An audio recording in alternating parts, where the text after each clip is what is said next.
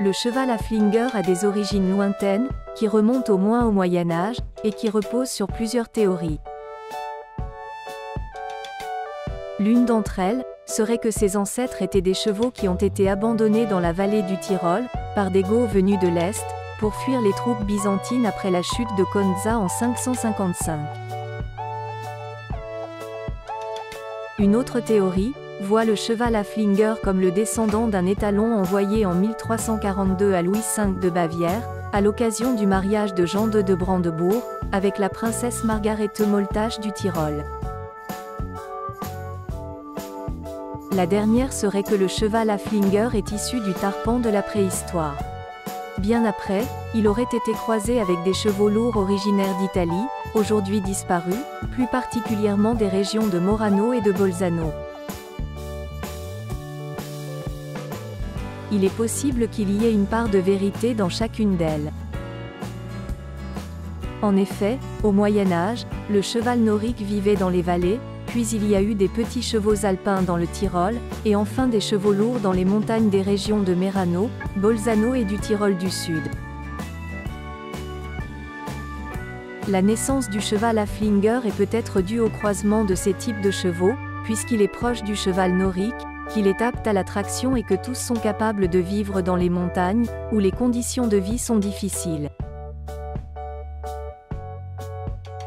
Le cheval Haflinger que l'on connaît aujourd'hui vient officiellement du village d'Hafling, d'où il tire son nom, qui appartenait autrefois à l'Autriche et à la Hongrie.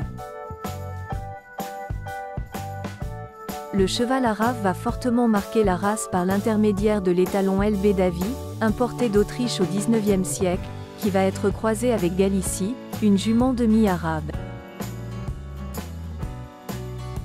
Cette union va donner naissance à Folly, un étalon né chez un agriculteur en 1874, qui deviendra l'étalon fondateur de la race. En 1899, le premier programme d'élevage se met en place, à l'initiative du gouvernement autrichien, et des subventions vont être accordées aux éleveurs.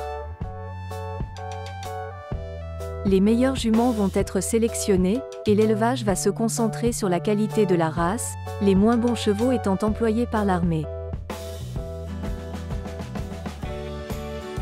Des haras vont être fondés, plus particulièrement dans la province du Tyrol, où le cheval Haflinger est très populaire, dont ceux établis en Basse-Autriche, en Styrie et à Salzbourg.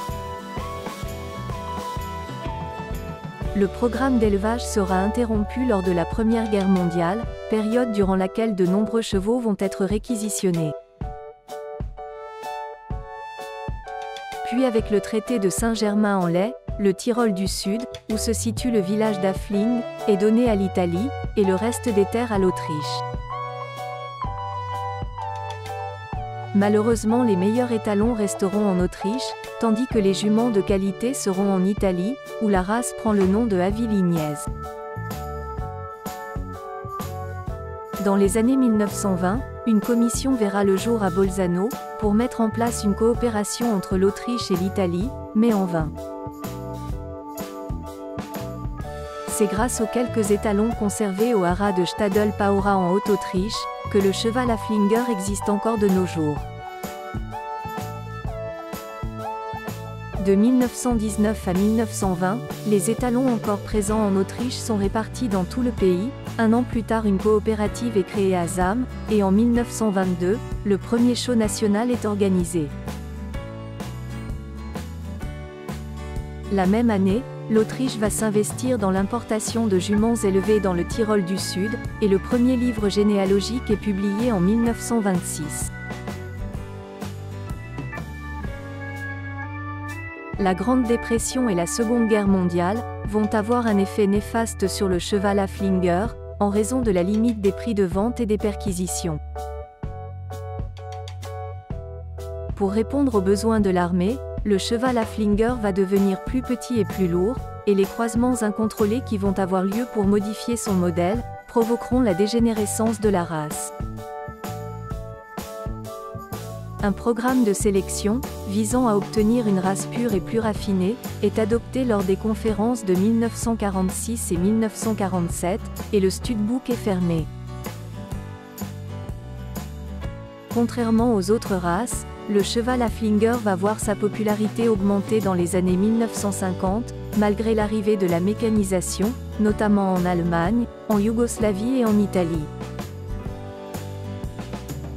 En 1974, le cheval Haflinger arrive en Australie, puis aux États-Unis en 1977, au Canada au début des années 1980, et d'autres pays vont suivre, comme le Luxembourg et la Thaïlande. Le cheval Haflinger est le premier à avoir été cloné dans le monde. Nommée Promethea, cette jument est née le 28 mai 2003 à partir d'une simple cellule de peau. Les qualités du cheval Haflinger sont nombreuses, il est raffiné, élégant, fort, rustique, gentil, calme, et la couleur de son pelage doré unique, lui prodigue un attrait qui a fait son succès dans plus de 35 pays, répartis sur 5 continents.